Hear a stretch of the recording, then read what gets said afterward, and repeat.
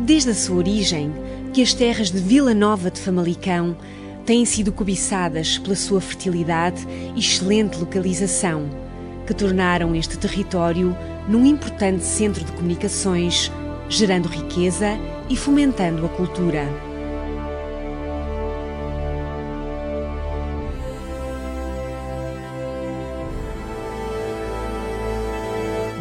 No alto dos montes é possível descobrir uma rara concentração de castros, nomeadamente o Castro das Eiras, um povoado da Idade do Ferro de grandes dimensões.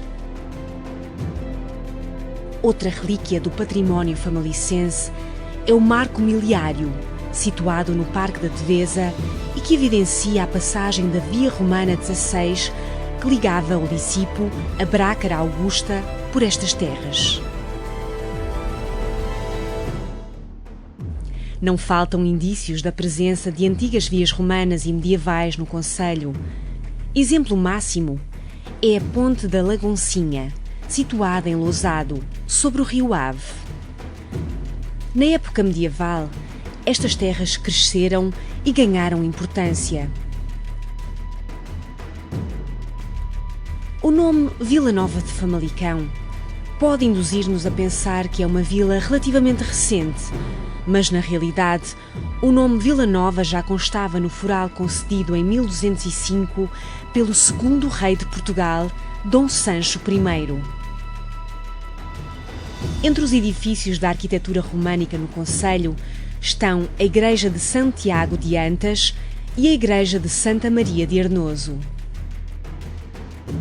O Mosteiro de Santa Maria de Oliveira assumiu bastante importância durante a época medieval, tornando-se proprietário de terrenos em várias localidades vizinhas. Por sua vez, o Mosteiro de Santa Maria de Landim, cujas origens remontam aos alvores da Baixa Idade Média, no século XII, é hoje um dos exemplares mais ricos e emblemáticos do estilo românico do Entre Douro e Minho, classificado como um imóvel de interesse público desde 1996, tendo sido recuperado pela autarquia famalicense e pelo Ministério da Cultura. Junto ao mosteiro, os visitantes podem desfrutar de feiras medievais, festas de doces conventuais, espetáculos teatrais e animações tais como acrobacias, danças do ventre, jogos, entre outras. A Praça Dona Maria II, em pleno coração da cidade, também tem sido palco de uma feira medieval que celebra esta época de grande importância na história de Vila Nova. O concelho começou a expandir-se a partir do século XVI, criando um conjunto de solares, sobretudo no Vale do Rio Este, alguns dos quais têm sido transformados em turismo de habitação e casas de turismo rural. Exemplos disso são a Quinta de Pindela, a Quinta da Costa e a Quinta do Louro. Outro espaço de relevo e de grande beleza é a Quinta de Boamense, na freguesia de Cabeçudos, onde viveu Alberto Sampaio, escritor e historiador, figura destacada da geração de 70. O concelho de Vila Nova de Famalicão foi formalmente criado em 1835, durante o reinado de Dona Maria II, e a povoação elevou-se oficialmente à categoria de vila em 1841. Com a abertura da estrada Braga-Porto em 1851, Famalicão entrou numa nova fase de grande desenvolvimento, com a construção de edifícios públicos e edifícios particulares luxuosos. Durante este período, transformou-se num dos berços da Revolução Industrial em Portugal, com destaque para a indústria têxtil, na qual, hoje em dia, o concelho continua a desempenhar grande relevo a nível nacional. As memórias deste tempo estão preservadas e disponíveis ao público no Museu da Indústria Têxtil da Bacia do Ave. Famalicão também ganhou fama pela produção de relógios, através de A Boa Recoladora, a primeira fábrica de relógios da Península Ibérica. Outro fator de peso no desenvolvimento económico do concelho foi o cruzamento de caminhos, que permitiu tornar-se um dos mais importantes centros de comunicação rodoviária e ferroviária do país. Este legado está bem patente no núcleo museológico de Lousado, do Museu Nacional Ferroviário, uma referência da história dos caminhos de ferro em Portugal. A crescente riqueza do concelho, a partir do século XIX, também alimentou a produção cultural. Esta é a terra de Camilo Castelo Branco, figura maior da nossa cultura. Foi em São Miguel de Ceide que o romancista escreveu algumas das mais belas páginas da literatura portuguesa. E é lá que se mantêm as suas memórias, na Casa Museu de Camilo, um polo de referência da cultura. Junto à Casa de Camilo, encontra-se agora o Centro de Estudos Camilianos, um edifício dedicado ao conhecimento e à cultura, concebido pelo arquiteto Álvaro Cisa Vieira. Ceide integra duas outras obras de Cisa Vieira, o Centro Social e o Arranjo Urbanístico. Outra figura da cultura famalicense é Bernardino Machado, que foi Presidente da República por 2 vezes, em 1915 e em 1925, e cuja obra está patente no museu, instalado no Palacete Barão de Trovisqueira. No século XX, o concelho manteve a sua forte dinâmica de crescimento económico e atividade cultural. Pela cidade, descobre-se vários edifícios da arquitetura moderna.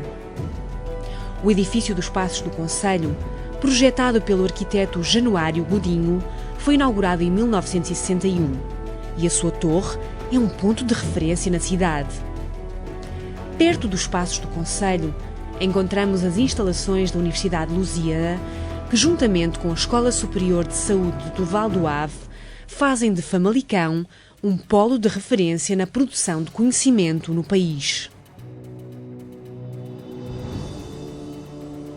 O Museu da Fundação Cupertino de Miranda acolhe obras de grandes mestres do surrealismo português, como é o caso de Mário Cesarini, Cruzeiro Seixas, entre outros. A Casa das Artes é um ex-libris da cultura e um espaço artístico de referência a nível nacional. Inaugurado em 2001, este equipamento destaca-se pelo seu dinamismo e pela sua programação eclética e contemporânea.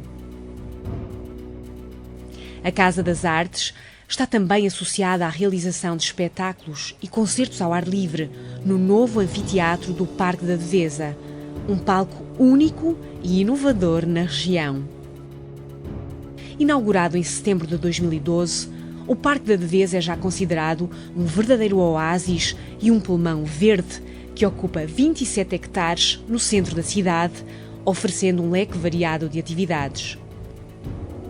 Destacando-se pela extensa rede de caminhos, assim como pelas amplas zonas verdes, este espaço de desporto, lazer e cultura permite a realização de inúmeras atividades ao ar livre.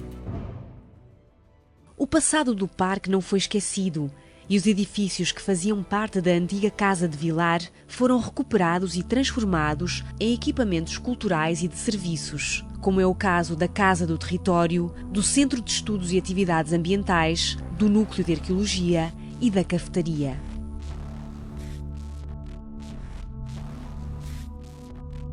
Mesmo junto à Devesa, foram criadas as hortas urbanas, ocupando uma área de cerca de 1 hectare. A gastronomia, a doçaria e o artesanato são também tesouros da identidade cultural famalicense.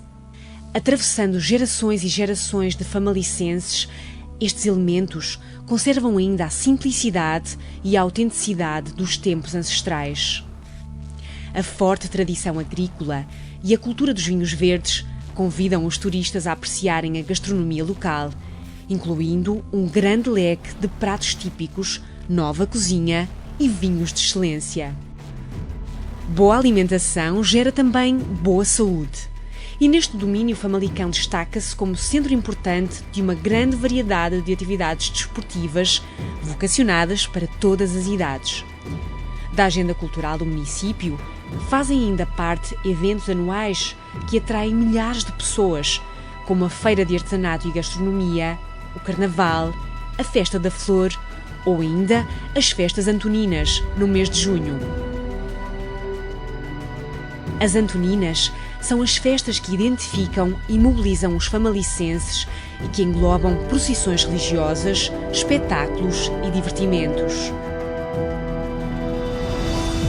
Visto como um todo, Vila Nova de Famalicão é um concelho com uma grande variedade de atrativos, beneficiando também de uma excelente localização para desfrutar todas as vantagens do Minho e do norte de Portugal.